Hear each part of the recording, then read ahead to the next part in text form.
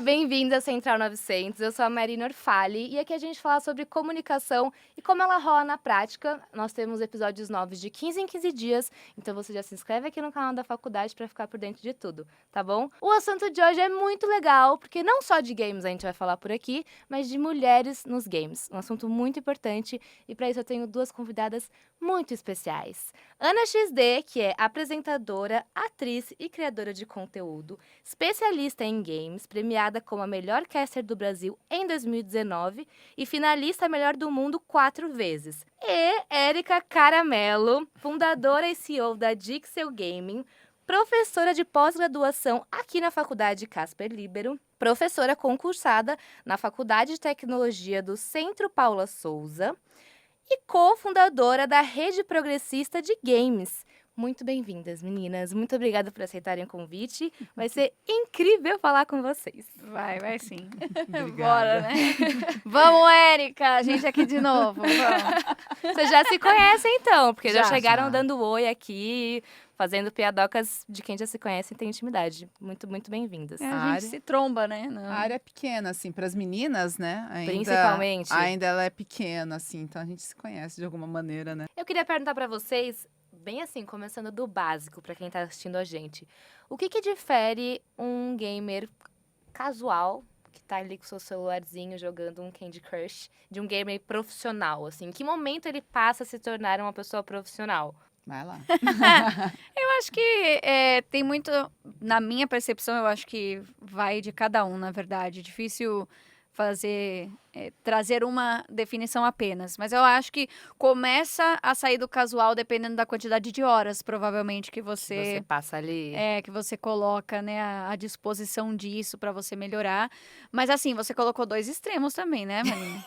Assim, o casual do Candy Crush e o profissional, aí a coisa é bem diferente mesmo, Mas né? o que seria um meio termo, então? Então, o meio termo eu considero até eu. Que assim, eu não sou uma jogadora profissional, né? Mas você trabalha com isso. Trabalho com isso, mas assim, eu jogo de forma praticamente casual. Então, assim, eu passo o meu dia no meu trabalho, produzindo vídeos, né, apresentando programas e tal. E à noite eu vou jogar alguma coisa. Passo ali umas 3, 4 horas. É o meu lazer, diria que esse é o gamer casual. O gamer profissional, aí é um cara que tem uma carreira realmente, um atleta. Nossa, coloca realmente as horas que a gente colocaria num emprego tradicional de CLT, o cara coloca para realmente estudar o jogo, se masterizar, assim, digamos, em diferentes personagens. Depende muito do jogo também, né? Muito abrangente, muito. E aí ele é selecionado também, né? Isso que eu ia perguntar, como... pelos times, e aí mora nas casinhas, vira centro de treinamento. Então é isso. Ele literalmente ele tem uma rotina de atleta. Ele mora afastado da família, ele mora com o pessoal com quem ele trabalha, fica jogando o dia inteiro, tem psicólogo, fisioterapeuta, tem tudo isso aí. Acompanhamento. É a mesma E coisa. mais ou menos, pensando em jogadores de futebol, que foi o exemplo de esportes, com quantos anos ou não tem idade pra pessoa virar essa chavinha do sou profissional? Adolescente. Eu diria que o bom da adolescência é que você normalmente não tem Tem um muita... emprego. Você pode... Tem tempo. Você tem tempo, você pode se arriscar um pouco mais, né? Às vezes, já adulto, você precisa ter uma profissão um pouco mais estável, né? Financeiramente, antes de poder mudar. E, querendo ou não, você perde um pouco de horas, né? Então, eu acho que a adolescência ela é muito produtiva nesse sentido dos games por conta disso. Mas não tem idade. A única coisa que a idade mínima é de acordo com o regulamento da Dos competição jogos. de cada jogo. Da competição. E a gente precisa ter cuidado também com a classificação indicativa dos Isso, jogos, Dos jogos, né? entendi. Porque muitas vezes, tipo, jogos de tiro são 18 mais.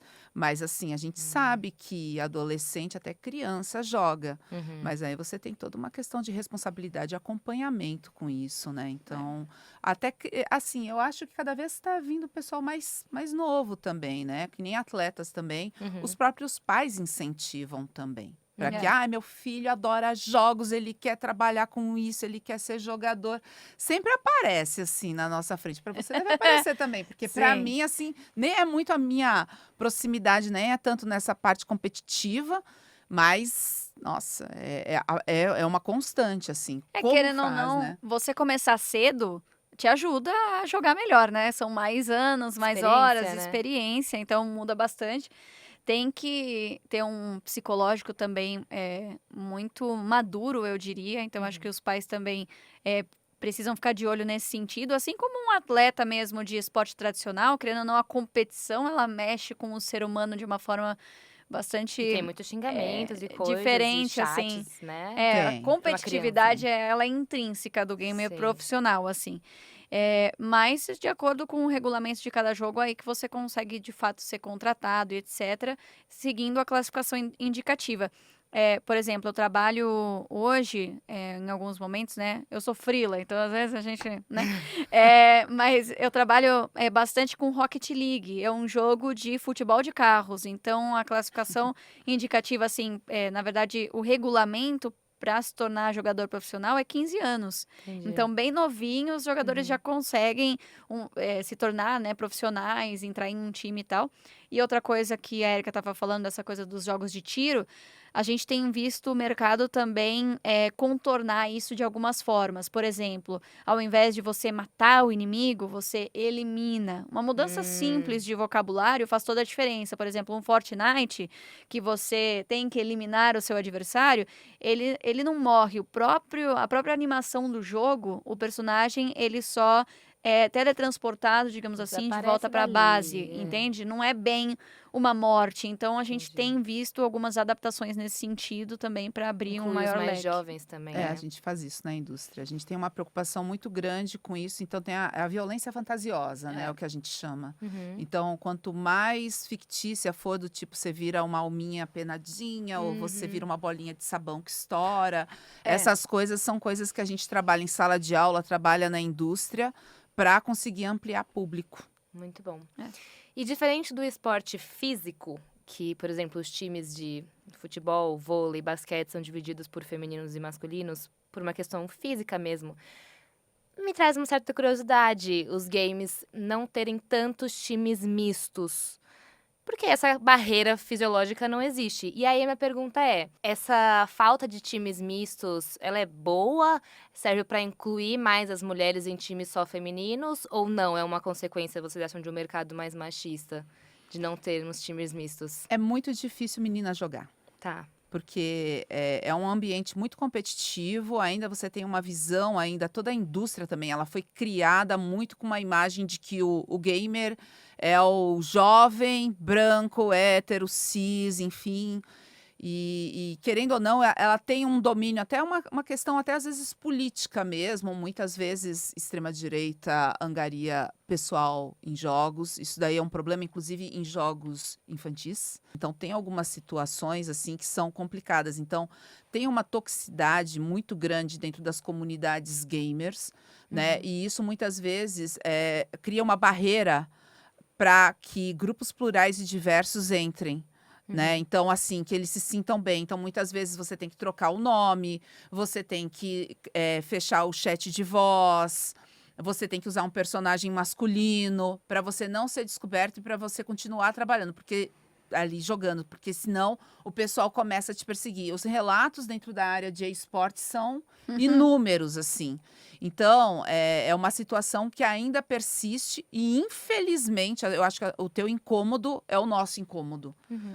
Porque, assim, não se justificaria, né, você ter essa diferença, mas é muito mais difícil você ser diferente, embora, né, ser diferente dentro dessa área, embora, se a gente for pegar uma pesquisa como a Game Brasil, diz que existem mais mulheres jogando no Brasil do que homens, existem mais pessoas pretas e pardas do que pessoas brancas, né, ou outras etnias também. Existem as mulheres, inclusive, com uma idade mais avançada também, né, do tipo, agora a gente está vendo até o fenômeno dos gamers envelhecendo também, né, porque é uma galera que já jogava na década de 80, enfim, eu faço parte desse grupo aí também, então, 30 mais, 35 mais, então a gente já está vendo esses fenômenos. Então, hoje que a indústria também está vendo que para crescer, ampliar a base de jogadores, precisa olhar para esses outros perfis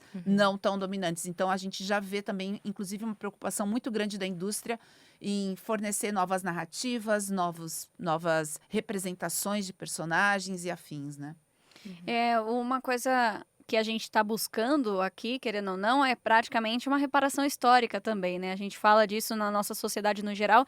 Nos games isso aconteceu de fato, porque o que aconteceu foi quando os computadores, os videogames começaram a se popularizar e utilizar os games, né, para entretenimento, o que acontece é que aquilo, né, isso foi uma pesquisa que eu fiz há um tempo atrás, aquilo atingiu o público de uma forma muito impactante e aí todas as empresas queriam fazer games. Então, várias empresas que muitas vezes nem tinha a ver com games, até porque nem existia empresas de games, né, praticamente, começaram a querer fazer games e lançar jogos no mercado.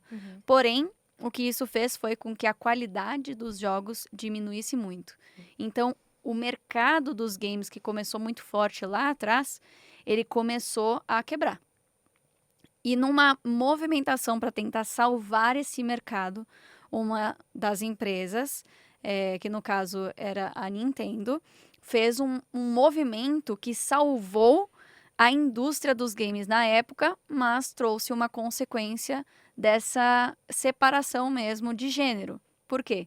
Eles se aproximaram da indústria de brinquedos, essa que já era separada, e teve que escolher. E aí, o videogame fica do lado das meninas ou do lado dos meninos?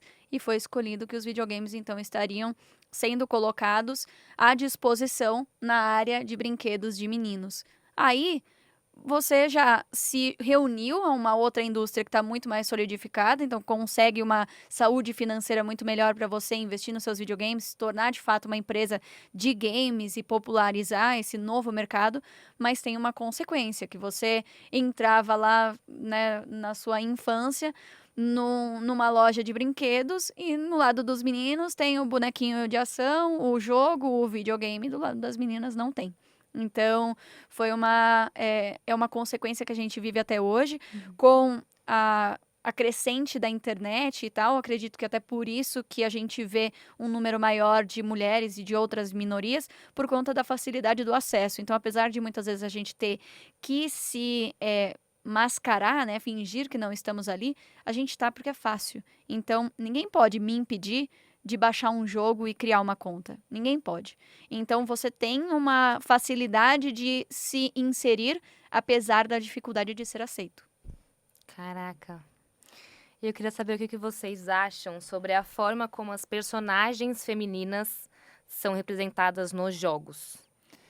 Já foi bem pior, assim. Já foi bem pior, então, assim, eu sempre falo, na minha infância eu jogava o Donkey Kong. Tá. A Peach era um prêmio. Então, assim, era péssimo. Eu queria jogar aquela princesa cor-de-rosa. Era isso que eu queria na década de 80. E não tinha isso. Os personagens eram meninos. Eu não queria jogar um bigodudo. Entende? É isso, basicamente é isso. E a Peach agora, que virou protagonista, né, no filme. Sim. Agora, 40 anos depois. Ganhou um jogo também.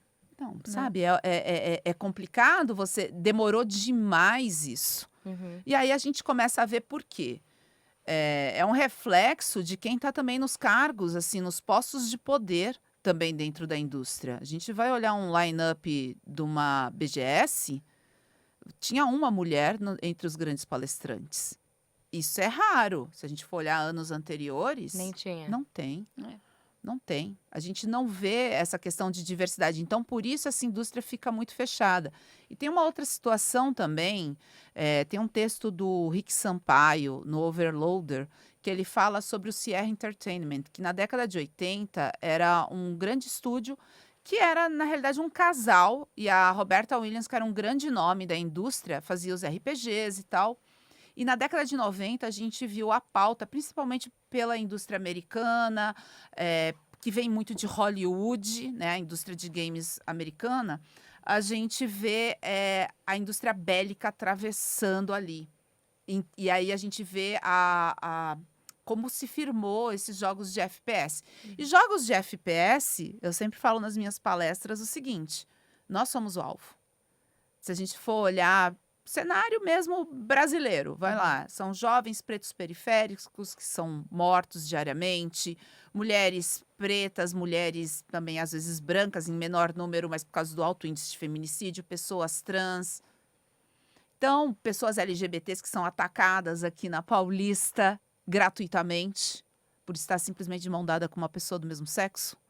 Então, a gente vive uma sociedade extremamente violenta com esses grupos. E esses grupos vão se sentir à vontade, por mais que a gente não vá pegar e botar a taxa do tipo, jogos pregam a violência ou fazem pessoas virarem serial killers, que não é o caso, né? Tem estudo demais falando sobre isso. Isso daí é trazer o assunto para uma maneira muito ridícula até de se trabalhar com isso, muito leiga. Sim. Mas, querendo ou não, esse público vai querer jogar somente isso, se na vida real, né? A vida real já é muito violenta. Sim. Sabe aquele negócio do tipo que o pessoal fala que é um escape, né? Que você jogar coisas que você não tem com o seu corpo virtual, você jogar isso porque você é um trabalho diferente, não é o teu trabalho do cotidiano. Uhum. Mas a gente vive uma sociedade extremamente violenta. Então, essas pautas todas nos atravessam. Então, assim, é necessário que a gente tenha outras personagens, outras roupagens, outras narrativas, outras jogabilidades, inclusive sem ser tanto também na parte da competição e mais da colaboração. Que isso é uma outra visão de mundo e que eu acho que isso, inclusive, pode fazer totalmente a diferença em termos de inovação na indústria. É por isso, sim, também que eu acabo trabalhando ainda bastante, persistindo, apesar de vez em quando, né, ser tipo pesado, assim, mas a gente persiste muito por causa disso. Uhum. Querendo ou não, a gente traz inovação para isso. A gente vai olhar, a indústria brasileira tem muitos títulos interessantes e recentes que tem mulheres protagonistas, mulheres pretas. Então, a gente tem o Dandara, que é um grande sucesso, já saiu como um dos 10 melhores jogos na revista Time americana ali, né, em 2018, junto com Mario, junto com God of War, Red Dead Redemption. Então, assim, não é pouca coisa. Uhum. A gente tem o Árida, que teve um investimento do Google, né? E eu lembro do pessoal do Google Gaming aqui do Brasil perguntando, assim, até na última, na Gamescom, né? Que teve a Gamescom Latam, que era a Big Festival antes, chegou assim e perguntou: eu preciso de um novo Árida, eu quero descobrir um novo Árida. Então, você conhece alguém que tem um novo Árida? E é sobre Guerra de Canudos na ótica da Cícera. A Cícera é uma protagonista, é uma sertaneja. Então, assim, eu acho que é muito legal o que a gente vem construindo aqui no Brasil. Uhum. E eu acho que por isso que a gente também acaba chamando também a atenção do restante do mundo. Pensando nessas personagens, assim, eu achei interessante que você trouxe da Peach. Tem uma também que me chama muito a atenção, que era a Samus. Então, em Metroid, que é um jogo que, assim, revolucionou o mercado, porque se tornou um gênero, né, depois dele, né, virou Metroidvania, né, a junção dele com outro jogo, virou realmente um formato de games. E nesse jogo em específico, você jogava com uma personagem feminina, porém você só descobria que ela era mulher no fim do jogo. E se você terminava o jogo com menos tempo, aí ela tirava a armadura. Então, e se você terminasse com menos jogo ainda, aí ela ficava de biquíni. Então, apesar de ser uma protagonista forte e tal, o prêmio ainda estava lá, entendeu? Essa coisa Totalmente. da... A Ioneta, a mesma coisa também. É, vai ficando exato. pelada. Exato. Ai, E eu gente. acho assim, que o que é importante a gente dizer? Que não existe problema em uma mulher ser sensual, Uhum. né? Existem mulheres que são assim e elas também devem ser representadas. Porém, eu acho que existe uma complexidade humana que às vezes se perde quando a gente cai nesse tipo de estereótipo. Uhum. Então, eu, como consumidora de games já há muitos anos, o que eu sinto falta muitas vezes, mas realmente já melhorou muito, é exatamente essa pluralidade de personagens. Então, você tem a personagem que é mais sensual, mas ela ela não é só isso, ela não é um prêmio, né? Ela tem uma força dentro dessa sensualidade ou coisas assim. E você tem aquela outra personagem que é a nerd, sabe? Ou uma outra personagem que tem um outro um outro tropo, né, que a gente fala. Então, você poder utilizar disso, ver que nós somos, além de mulheres, nós somos pessoas, né, seres Claro. humanos e tal, e que nós somos complexos, né, como todos. Então, é isso que a gente quer ver mais. E fazia falta antes, com Sem certeza. ser necessariamente aquele perfil de heroína clássica. The Last of Sim. Us tem muito isso, Sim. É. né? Uma adolescente. E pras... complexidade, né? Várias mas assim, a como vida tem é assim. dos personagens masculinos, infinitas complexidades, né, gente? Não é muito difícil a gente pensar Essa em é uma das coisas complexidades. muito positivas que a gente vê, por exemplo, no Overwatch, que hoje não é um jogo, né, mainstream mais, já foi, teve a sua época, foi o jogo que eu comecei, e ele tem muita variedade mesmo. Tem aquela mulher que ela é tipo um tanque, então ela é muito forte, parruda mesmo, e vai pra frente, tem essa vontade de proteger os seus aliados. Tem a outra que ela é a healer padrão, então ela é uma enfermeira e tal. E tem a outra que ela é a nerd cientista, que vai para Antártida para estudar a neve e tal. Então você tem facetas mesmo, sabe? E tem a mulher que ela é LGBT e que ela tem um outro relacionamento com a outra, que é assim, assim, assado. Então, é isso que a gente quer ver. A gente quer ver variedade. Nós somos tipos diferentes de mulheres, né? Eu acho que... E para as mulheres que querem trabalhar nessa área gamer, assim, existem infinitos cargos, né? Que narradoras, desenvolvedoras, gamers, influenciadoras, apresentadoras. Aonde a gente consegue encontrar com mais facilidades mulheres bem-sucedidas hoje em dia? Como uma jogadora, como uma desenvolvedora, como uma influenciadora? Onde é mais comum se encontrar mulheres bem-sucedidas? Eu ainda acho que é na área de marketing dentro dos esportes. Acho que tem grandes nomes hoje em dia. A Fernanda Lobão, a Roberta Coelho, da UIBR. A gente também tem em estúdios aqui, a gente vê também a própria Bruna Soares, da Ubisoft, aqui no Brasil, e representando já marcas também. Eu acho que a área de marketing, querendo ou não, a área de marketing é a área que tem dinheiro nas empresas, né?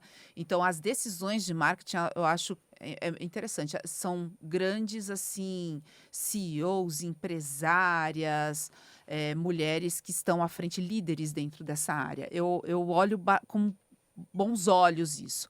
Dentro da indústria, dentro da academia, eu acho que também a gente tem alguns nomes muito interessantes, a própria Ivelisse, a Flávia Gazi, que manja muito de roteiro e que agora também está trabalhando bastante com essa questão de comunidades tóxicas, a Lin Alves, que é pioneira lá na Bahia também.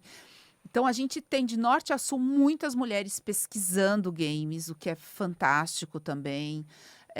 Dentro da área de desenvolvimento, a gente ainda tem poucas lideranças, assim, mas elas já existem, porque assim, quando eu entrei, não tinha nem gente para ir no Tudo banheiro era mato. feminino. Banheiro Literalmente. feminino, você entrava, estava sempre vazio nos Sim. eventos de games. Era isso. Sabe? Então, dentro da academia, a gente já vê mais mulheres trabalhando também com programação, mais à frente de outras áreas que não só a parte de arte, que era muito designada também. Então, a gente já percebe isso. Para mim, assim, é um orgulho danado, porque a gente vão passando os anos, né? Já são 18 anos que eu estou nessa indústria. E a gente começa a ver, por exemplo, eu tenho uma aluna, que é a Lia. Lia trabalha com a Game Dev Toolkit, participa de um monte de game jams, organiza um monte de evento. Ela já é professora universitária e ela já tem pessoas também que ela formou. Então, é muito legal a gente meio que passar o bastão também, ver que tá tendo uma continuidade, que o pessoal também está persistindo ali. Mas, pelo menos assim eu vejo, só que dentro da área de esportes competitivo e tudo mais, e da mídia também, eu acho que tem muita menina, né? Tem bastante. Eu acho que a gente ainda, em sua maioria, ainda cai um pouquinho no estereótipo da sensualidade, porque isso ainda é um caminho, tá? Isso a realidade é essa. Mas existem vários nomes aí que a gente pode citar, né? A Babi Micheleto, ela é assim, Incrível. também foi eleita a melhor caster do Brasil, acho que em 2020 ou 2021, a mesma premiação que eu levei, né, em 2019. A Nayara, que fazia Hearthstone, também agora tá na Blizzard, trabalhando com marketing e tal. Acho que são várias as mulheres, e eu acho que o importante, principalmente, é o pessoal perceber que existe um leque muito grande dentro dessa indústria, sabe? Não só a menina que tá lá apresentando, né? Exatamente, não Tem é. a que desenvolve, tem a que É. joga. Quando eu comecei, um dos motivos, como eu falei, né? Um dos motivos de eu escolher especificamente aquela função que eu queria era exatamente porque eu queria mostrar que as mulheres sabem do que tá falando. Elas não são só uma cota, né? De Sim, a um menina, rostinho. a menina bonita para trazer público, porque o público tem que ser masculino. Não, hoje em dia a gente tem, né, pessoas, mulheres com muita qualidade e de outras minorias também. E aí eu acho importante as mulheres, ou enfim, qualquer pessoa assistindo aqui a gente, que entenda que existem muitas possibilidades e a gente pode se aliar em todas elas, né? A gente pode se agarrar a outras mulheres, se espelhar nelas e perceber que a gente não precisa só estar no marketing, ou na arte, ou na apresentação, ou ser influencer, ou qualquer coisa. A gente pode ser o que a gente quiser dentro de uma indústria que é tão grande que você pode ser até advogada e se especializar em games, fazer contrato de jogador profissional. É nesse nível. Então, assim, você pode ser o que você quiser, literalmente. E qual o maior desafio que vocês acham das mulheres nesse universo gigantesco que são os games? E qual é o papel da Dixel nesse movimento todo? Que você acha que você pode colaborar porque você está tão envolvida nisso tudo? Desses movimentos que a gente vai falar daqui a pouco até, que foram até aprovados há pouco tempo. Qual o maior desafio? E que caminho estamos tomando e o que a Dixel pode colaborar com isso tudo que vem colaborando já? Gente, o maior desafio eu acho que é muito uma resistência ainda dos colegas dentro da área. Tá. É muito difícil ainda permanecer na área. Eu acho que já tem portas abertas e muitas meninas dentro da área e que se apoiam e que é maravilhoso. Mas é muito difícil ainda você ver uma massa ainda, né, principalmente em cargos de poder, de decisão de homens. Assim, é muito difícil, às vezes, negociar. É difícil ainda negociar e você ter condições competitivas. É difícil, por exemplo, eu já participei de eventos internacionais ou de rodadas de negócios internacionais. Você tem lá investidores árabes, eles não vão conversar com você porque você é mulher.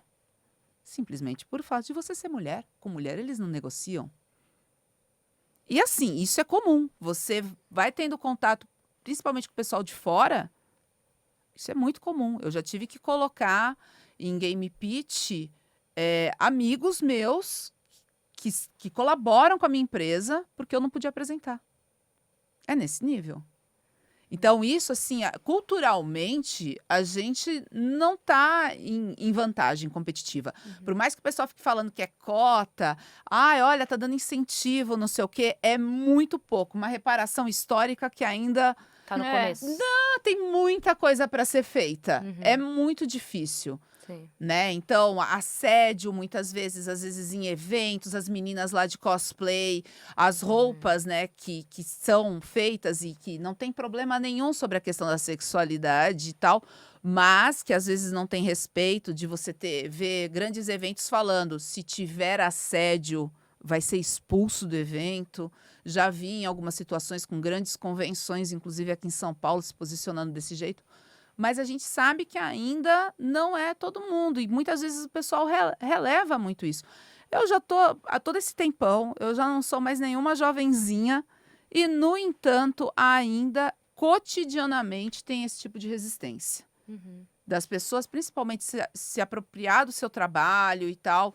Então, o que eu tô fazendo? Eu tô pegando um outro caminho. Eu gosto muito de desbravar outras coisas. Eu tenho uma característica pessoal, assim. E eu acho que quando a gente encontra um desafio na frente, assim, do tipo... as stores não têm a hashtag, sei lá... sobre jogos de pessoas pretas, o pessoal que trabalha com esses estúdios estavam reclamando muito, a Steam não tem uma categoria, ou protagonistas femininas você vê só os grandes jogos AAA. Então né? Fora uma ou outra semana, o que a gente pode fazer então de diferente? Eu gosto de ir para um caminho onde tem o público, mas não necessariamente tem jogos. Então, tipo, no passado a gente fez uma ação no Museu Afro Brasil, que é no Ibirapuera, e a gente colocou jogo lá dentro. gente colocou o jogo dentro do museu, vai ser menos importante? Jamais. Era para o mês das crianças, era para jogos todos com a questão de afro-brasileiro, né? Essa temática afro-brasileira. A gente colocou ali dentro. Então, assim, eu gosto de desbravar caminhos que ninguém ainda foi. Eu gosto dos indies, eu acredito muito nos independentes, nos pequenos, como um potencial de não estar preso às regras do grande mercado, da grande indústria de games. Eles estão fazendo coisas diferentes e eles podem emplacar esses sucessos. Então, assim, o meu trabalho dentro da Dixel é meio que fazer esse garimpo, literalmente achar essas pepitas de ouro no meio do caminho, fazer essa mineração, sabe? Para achar pessoas também, marcas que queiram trabalhar de maneira consciente, pessoas que querem outras coisas dentro dos jogos, que querem reforçar suas marcas, que querem investir em jogos desse tipo. Então, eu acabo trabalhando muito com isso. E também, acabou acontecendo mais recentemente, eu acabei trabalhando bastante com política. Porque também, nossa, política e jogos não se mistura. Como se jogo de tiro, de guerras mundiais, não tivesse nada de política. Não sei em que aula de história que o pessoal foi. Mas, ok, né? Então, e eu acabo também adentrando isso. Por quê? Porque a gente sabe o momento também que a gente está na nossa sociedade. E não é uma questão de estou atacando X ou Y, até porque a gente trabalha de maneira colaborativa, como eu tinha falado antes. Eu gosto muito mais dessa visão. E eu acho que a gente tem que ser participante, porque se a gente não participar, outras pessoas decidem pela gente. Então, dentro da Dixel, eu acabo trabalhando com uma infinidade de consultorias, de encaminhamentos, de garimpar talentos para atender algumas demandas específicas, mas não menos importantes. Eu estou fazendo aquilo que outras empresas não fazem. Não olham. É. Já que você puxou o assunto, em maio desse ano, né, o presidente Lula sancionou o Marco Legal dos Games, que é um projeto que tem o objetivo de regularizar as práticas desse setor que você está mega envolvido. Eu queria que você falasse um pouco do processo e dessa conquista para esse setor dos games. Acho que é a primeira grande conquista, né? Em termos de legislação, assim, é o primeiro grande marco que a gente tem dentro da área de games. Reconhecer a área de games no Brasil, para a gente é muito importante. Acho que ainda tem muita coisa para ser feita, né? Esse material todo, fora 3 tópicos, eles vieram muito da aproximação ali com o Lula durante o período da campanha eleitoral, que foi a cartilha Lula Play, que eu fui uma das editoras, né? E a ideia é assim, como transformar essa indústria, né? Essa indústria, ela é riquíssima. A gente tem um país que basicamente trabalha com extração, né, mineral. A gente vê muitos problemas que isso nos traz, né, em termos ambientais. A gente trabalha muito com a questão do agro, mas eu acho que é importante que a gente trabalhe com tecnologia para serviços, né, para desenvolvimento dessa nação. E a gente ainda tem um gap muito forte, muito complicado.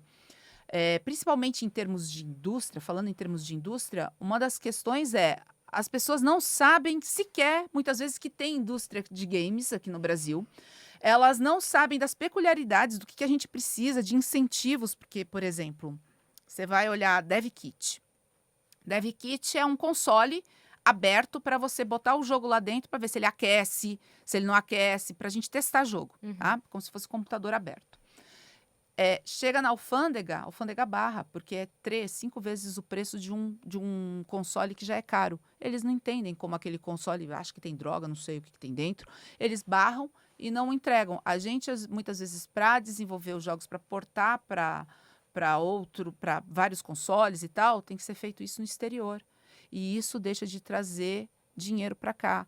A própria questão de exportação, muito ainda de bens e não de serviços. Então, até mesmo, eu já fiz alguns treinamentos, até, por exemplo, com a Apex, que é a agência exportadora do Brasil. E aí até o meu mentor perguntou um dia, mas como é que você faria na alfândega para entregar o jogo? O jogo não é mais mídia física, eu mando um link. E ele assim, tipo, o que eu faço com isso? O que eu faço com isso? Então, assim, não é mais a mesma regra, mudou. E a gente precisa preparar essa nação para ser uma potência. A gente precisa falar com agentes políticos, sejam eles de de quais ideologias forem, e eu já conversei com gente de todo um espectro, para que a gente consiga trabalhar em prol e isso trazer dinheiro para o Brasil. Porque senão a gente está formando uma galera em faculdade e essa galera não consegue emprego. Não vai ter um mercado para eles trabalharem. Ou ela vai para o exterior e aí não traz divisa para o país, ou então fica no Brasil e não tem onde se alocar, muitas vezes. Sabe? Então, assim, a gente vê muito essa questão de fuga de cérebros, fuga de empresas que vai crescendo, vai indo para o exterior. O Marco Legal dos Games trabalha muito com isso. E um ponto fundamental que foi acrescentado é a questão das bets e da infância e da juventude.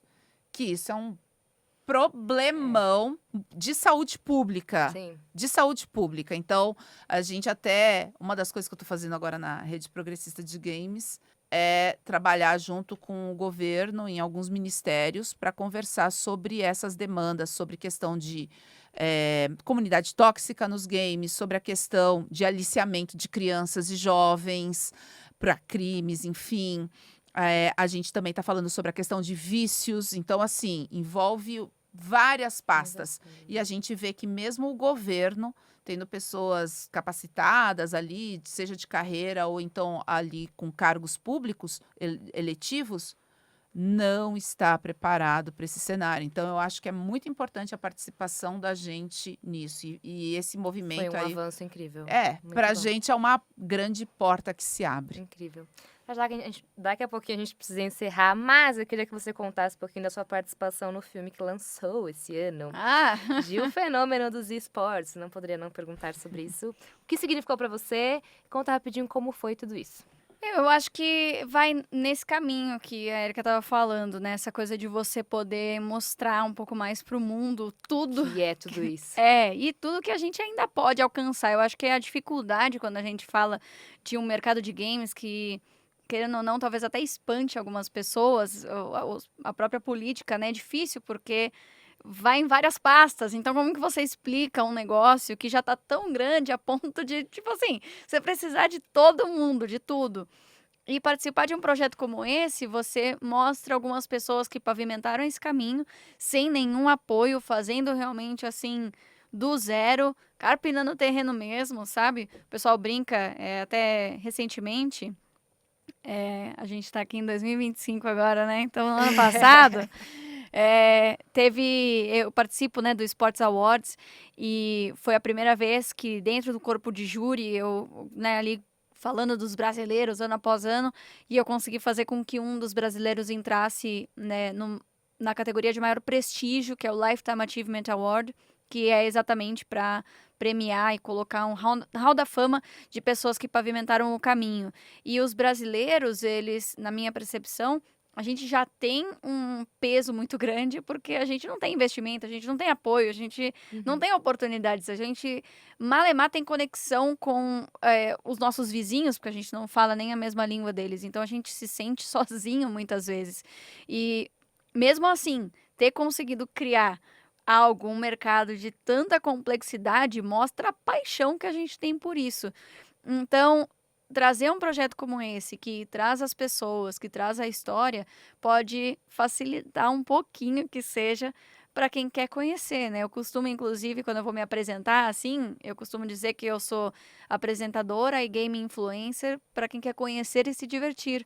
Porque essa é uma das minhas grandes paixões, é poder apresentar o mundo dos games para quem tem interesse, enquanto eu represento quem já faz parte.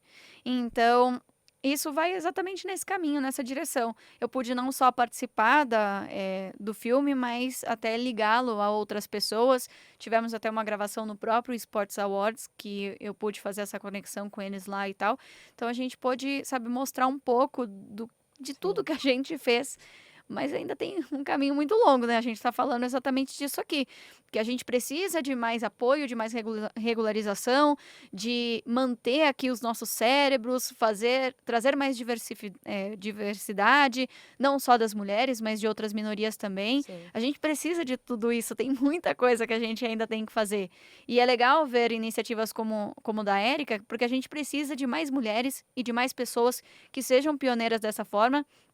Em algum grau eu fui na minha época e hoje eu tento simplesmente ser uma presença e eu acredito que a minha presença, assim como a da Erika aqui, já é grande coisa, sabe? A gente, com a nossa história, a gente já demonstra muito. Com Então, certeza. mesmo se você, né, tá ouvindo e, nossa, não tenho tanto essa garra, começa, sabe? Começa porque às vezes só de você estar ali já gera uma resistência, já gera uma presença. E eu digo isso principalmente por histórias que eu mesma passei, sabe? A premiação que eu ganhei em 2019 não é simplesmente de qualidade de trabalho, é sim, mas foi uma votação popular. Então, assim, eu pude alcançar um público que, mesmo sendo visto como um público majoritariamente masculino, pôde reconhecer uma mulher. Então, isso é possível.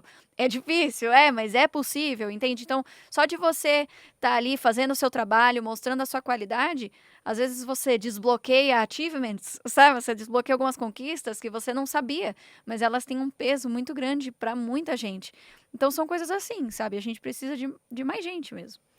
Meninas, muito obrigada. Quer dar um último incentivo para quem é mulher e é apaixonada por essa área e quer trabalhar assim como vocês com isso? Eu acho que até precisa fazer o convite para o pessoal vir aqui estudar na Casper Libero. Com certeza. Porque eu fui até chamada para lecionar na pós-graduação aqui, e eu acho que é legal também, assim, como sendo uma comunicadora social de formação, eu acho que o pessoal da área de comunicação e áreas afins precisa entender também da área de games. Sim. E muitas vezes não conhece essa complexidade. Então, até fica o convite para o pessoal, né? Se quiser também vir para cá, né? Para estudar. Eu sou professora de três disciplinas na pós-graduação, que é Teoria dos Jogos, Adver Games e Empreendedorismo, Inovação e Transformação Digital. Então, assim, fica o convite também para o pessoal e, assim, se vocês quiserem também conversar comigo ou se aproximar, se conectar, é só me procurar lá no LinkedIn, Erika Caramelo, não tem muito erro ali. E foi um prazer, muito obrigada pelo convite. Um prazer também sempre estar com a XD. Eu quero, inclusive, deixar a minha assinatura embaixo, que, assim, às vezes as pessoas olham para o trabalho que eu faço hoje, né, de apresentação, criação de conteúdo, e acham que não existiu ou não foi necessário uma base de educação, e muito pelo contrário, eu sou da educação, eu estudei pedagogia, que nem tem tanto a ver, aparentemente, mas, na verdade, eu uso muito, assim, eu costumo dizer, na verdade, que conhecimento é experiência de vida. Então, independente se você usa o assunto específico que você estuda, ainda assim, estudar faz, assim, o seu cérebro mesmo, sabe? Te enriquece de outras formas. Então, eu realmente acredito na educação, na força da educação, e sou muito afinca, assim, em incentivar mesmo as pessoas a estudarem, a buscarem se profissionalizar dessa forma também. Muito obrigada pela participação de vocês. Espero que vocês voltem em breve para outros assuntos sobre games, que a gente vai falar siga muito. nas redes sociais. Okay? Siga nas redes sociais as duas, a gente vai colocar tudo aqui na descrição. E para você que quer saber mais sobre os cursos da Casper, como a Erika falou, ela é professora na pós-graduação de Publicidade e Marketing em Mídias Digitais. Aliás, falando em pós, agora na Casper tem a opção EAD de pós e cursos livres. Tudo isso você consegue saber aqui no link que vai estar na descrição, tá bom? O episódio de hoje fica por aqui. Eu sou a Marina Orfale e obrigada por acompanhar a gente. Tchau!